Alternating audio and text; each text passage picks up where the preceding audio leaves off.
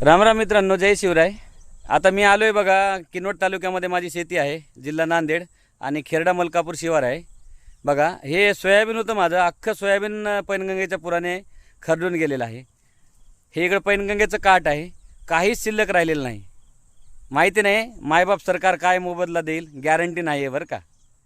शेतकऱ्यांनी सवाईने व्याजाने पैसा काढलेला असतो, दीडीने पैसा काढलेला असतो, आपली ही गावठी भाषेमध्ये।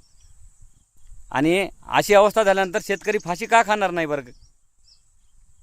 आणि ह्या तालुक्यामधील माहूर आणि किनवट तालुक्यामधील म्हणजे शेती अशी पाहावीशी वाटत नाही आम्हाला, एवढं अतोनात नुकसान झालेलं आहे आमच्या शेतीचं बघा।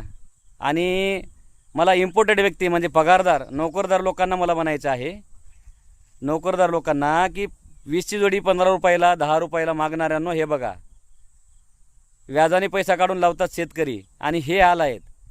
आणि तुम्ही पिझ्झा बर्गर डोमिनोजमध्ये जाताना ती स्लिप तुम्ही बघत नसता, तुमचं स्टेटस दाखवण्यासाठी तुम्ही पे करत असता बघा। थोडी शेतकऱ्यांबद्दल पण कदर असू द्या। राम राम।